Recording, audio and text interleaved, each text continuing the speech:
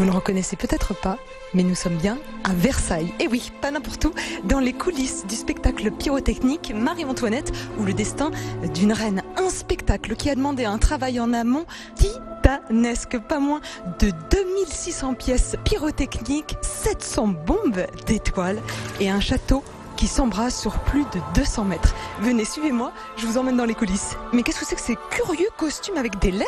Il produit ses propres lumières. Sur ce costume, on a environ 600 LED. Tout ça est géré avec du Wi-Fi, de la high-tech pour pouvoir l'éclairer ou le rabaisser.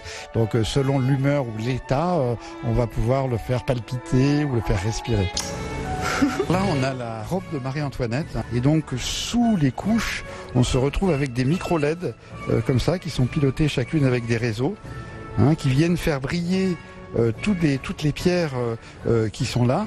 Et en même temps, sur ce matériau réfléchissant, depuis la tour de contrôle, on va projeter de la vidéo. Et on a comme ça une espèce de rose assez tendre quand elle est adolescente et qu'elle arrive à la cour. Et puis un gris un peu plus violet quand à 36 ans, elle est décapitée. Et Christophe, ça c'est sa coiffe ? Ben oui. À l'intérieur de cette coiffe, il y a un tissu qui est rétro-éclairé et qui permet justement d'avoir cette sensation cheveux. Alors on va voir si t'as une tête qui passe. J'ai pas la grosse tête normalement. Ah bah vous êtes pas trop sympa. À force de passer à la télé. Non, je crois que ça va être difficile. Mais c'est super lourd. Eh oui. Dans l'état actuel des choses, l'ensemble robe, batterie, LED, système de transmission et coiffe est autour de 23,5 kg. Chaque comédien a un masque adapté pour son visage.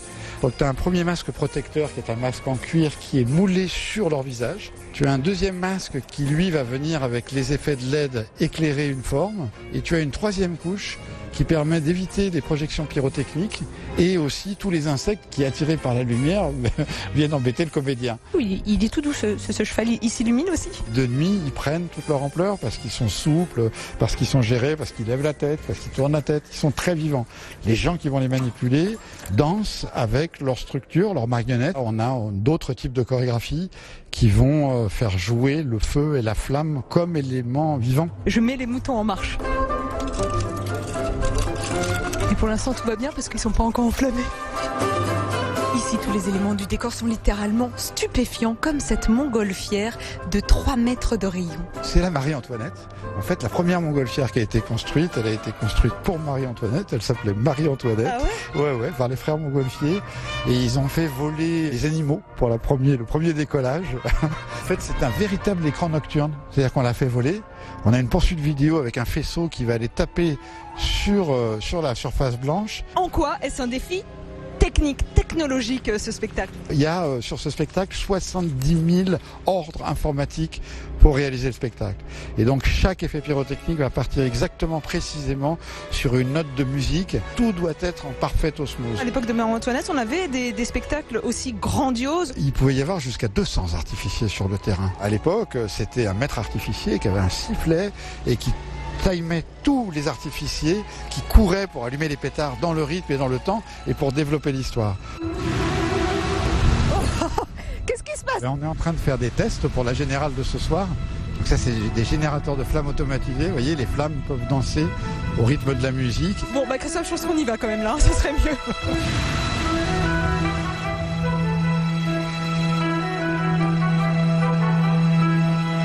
J'ai un peu peur, c'est des artifices là derrière moi? Oui, c'est des feux d'artifice. Chaque petit tube que tu as là, c'est des canons qui servent à envoyer en l'air à une centaine de mètres de haut des charges de feux d'artifice. Donc chaque tube contient une bombe. C'est des petits objets qui font à peine 7 cm de large, mais qui, quand ils ouvrent dans le ciel, font une sphère de 70 mètres de diamètre. Et chacun de ces tubes contient une couleur, ou un effet, ou un motif. Chacun va avoir une thématique. On va avoir la thématique de l'indépendance des États-Unis, on est dans le bleu, blanc, rouge. Le départ de Marie-Antoinette, et là on va avoir des ors, des clignotants, des couleurs très persistantes.